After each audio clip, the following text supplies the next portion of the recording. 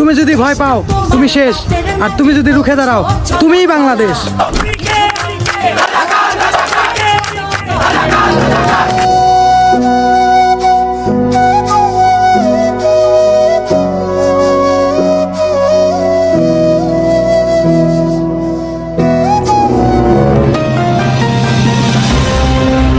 সম্মানিত দর্শক মন্ডলী, আমার দরকার ভিউজ, তাই আপনাদের সামনে নিয়ে এসেছি অন্যরকম নিউজ। প্রিয় দর্শক মন্ডলী, আপনারা দেখতে পাচ্ছেন এই সিলেটবাসীদের দুর্দশা।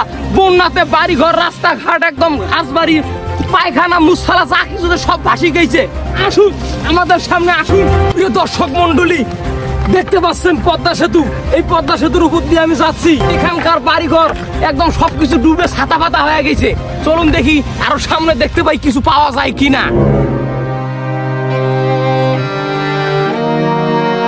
আমার বাড়িঘর সবকিছু ডুবে গেল রে। আমি এখন কি করি? আমার গরু বাছুর সব বন্যায় ধুয়ে নিয়ে গেল। আমি কি করি রে বাবা? আমি এখন কোথায় যাই? কোন জায়গা জানি কে জানি কান্দিছে। কি ব্যাপার?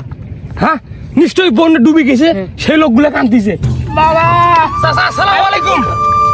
কিসের বাবা? ভালো নয় বাবা রে, ঘর বাড়ি সবগুলো আমার বন্যায় নিয়ে গেছে। আমি কি করে খাবো বাবা? চাচা আপনি কোনো টেনশন করিয়েন না, মানবতার ফেরিওয়ালারা তো অবশ্যই আছে, আপনাদের সাহায্য করার জন্য এগিয়ে অবশ্যই আসবে। আপনি কোনো টেনশন করিবেন না। আমার দেশের মানুষেরা, আমি আফ্রিদি থাকতে এরা বন্যাতে ডুবে যাচ্ছে, এরা খাবার পাচ্ছে না, এটা তো হইতেই পারে না রে। না না না, এটা হইতেই পারে না। এই তো কথা। আমার মতো একটা মানবতার ফেরিওয়ালা থাকতে আমি একটা বিদেশে ফোন দিলে আমার লাখ লাখ টাকা আসবে, আমি এইভাবে দিয়ে বেড়াবো মানুষের, আমার একটা সেই রকম একটা নাম হবে। কি বলিস তুই? ঠিক আছে না? তো চল আমরা ত্রাণ নিয়ে অলরেডি মাঠের মধ্যে নেমে পড়ি, ত্রাণগুলো নিয়ে। আমার দেশের মানুষ বলে বন্যায় ডুবে যায়, এটা কোনো কথা হইল রে? চল চল। আচ্ছা স্যার, ফোন আছে স্যার। ফোন আছে? আসসালামু আলাইকুম স্যার। কি বলেন স্যার? তোহি আবৃত্তি আসছে স্যার? তোহি আবৃত্তি স্যার? আপনার রিপোর্ট ঠিক আছে তো স্যার? কি বলেন স্যার? স্যার ফোন করেন স্যার, আপনি অবশ্যই করে যাবো স্যার। জি স্যার, জি স্যার। স্যার আপনি কোনো টেনশন করবেন না, আপনাদের জন্য ফেরিওয়ালা তোহি আবৃত্তি ভাই আসতেছে আপনাদের সামনে ত্রাণ নিয়ে। আপনি কোনো টেনশন করবেন না চাচা, কাঁদবেন না চাচা। আপনি কাঁদতে কাঁদতে আপনার চেহারা শেষ হয়ে গেছে চাচা। হ্যালো গাইস, সিলেটবাসীর বন্যায় পুরো একদম ফুল অবস্থা খারাপ, ওদের ঘর বাড়ি সবকিছু তলায় গেছে, ওরা কিছু খাইতে পারতেছে না, ওদের কাছে কোনো খাবার নাই। তো আমি আফ্রিদি বিদেশ থেকে টাকা নিয়ে এসে আমি তাদেরকে দিব। ঠিক আছে, আপনারা দেখেন আমি একজন মানবতার ফেরিওয়ালা, আমি আফ্রিদি। ঠিক আছে, আমি এখন ওদেরকে ত্রাণ দিতে যাবো, আপনারা সাথেই থাকেন। আসসালামু আলাইকুম। ওয়ালাইকুম আসসালাম। চাচা কি অবস্থা আপনার, কেমন আছেন? ভালো নাই বাবা, ঘর বাড়ি সব আমাকে পানি দিয়ে নিয়ে গেছে। চাচা আমি একজন মানবতার ফেরিওয়ালা, আমার মতো আফ্রিদি থাকতে আপনি চাচা না খায়া থাকবেন, এটা তো হইতে পারে না চাচা। আমি আপনার জন্য 5 কেজি ডাল, 5 কেজি চাল, কিছু মুরগির মাংস আর কিছু মশলাপাতি নিয়ে যাচ্ছি চাচা, এটা আপনাদের জন্য খালি। ও মাই গড, আমি কি দেখলাম আমার সামনে আফ্রিদি ভাই এসেছে এই গরিব লোকের জন্য উপহার নিয়ে, ত্রাণ নিয়ে। 5 কেজি ডাল, 5 কেজি গম, 5 কেজি গরুর মাংস। ভাই আসসালামু আলাইকুম। ভাই ওয়ালাইকুম আসসালাম। ভাই আমার দরকার ভিউজ, তাই আমি আপনাদের সামনে নিয়ে এসেছি ভুল ভাল নিউজ।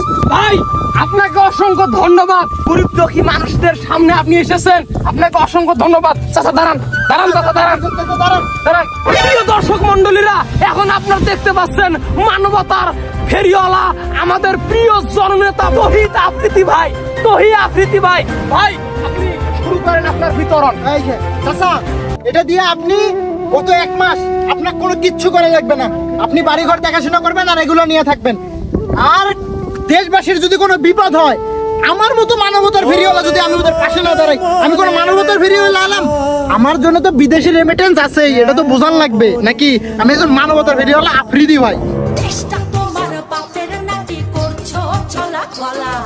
কিছু বললে ধরছো চেপে জনগণের গলা, মনে রেখো যুদ্ধ করে রক্ত দিয়ে দেশ পেয়েছি। সম্মানিত দর্শক মন্ডলীরা, আমার দরকার ভিউজ, তাই আপনাদের সামনে নিয়ে এসেছি কোটার নিউজ। সম্মানিত দর্শক মন্ডলীরা, আপনারা দেখতে পাচ্ছেন কোটা আন্দোলন নিয়ে বহু ছাত্রছাত্রী মাঠে নেমেছে, অথচ দেখেন একজন নিহত হয়ে রাস্তার মধ্যে পড়ে রয়েছে। কোথায় গেল সেই মানবতার ফেরিওয়ালারা? কোথায় কোথায় গেল আমি তো দেখতে পাচ্ছি না কোথায় গেল প্রিয় দর্শক মন্ডলীরা সারা এই জগৎটা আমি ঘুরে দেখলাম কোথায় গেল সেই মানবতার ফেরিওয়ালারা আমি এখন পর্যন্ত আমাদের সেই ক্যামেরার ফোকাসে আমরা দেখতে পাচ্ছি না কোথায় গেল সেই ব্যারিস্টার সুমন কোথায় গেল সেই ক্রিকেটার সাকিবুল হাসান কোথায় গেল সেই তহিদ আফ্রিদি প্রিয় দর্শক মন্ডলীরা দেখতে পাচ্ছেন মার খেয়ে রাস্তার মধ্যে পড়ে রয়েছে কিন্তু কোথায় গেল সেই মানবতার ফেরিওয়ালারা এখন পর্যন্ত এলো না ইন্সপেক্টর আচ্ছা ছাত্ররা তো মানতেছে না এদেরকে তো ঠেকাইতে হবে চলুন লাঠি চাপ। করছো চলা গলা কিছু বললেই ধরছো চেপে জনগণের গলা মনে রেখো যুদ্ধ করে রক্ত দিয়ে দেশ পেয়েছি দেশ দেশ দেশ বাঁচাতে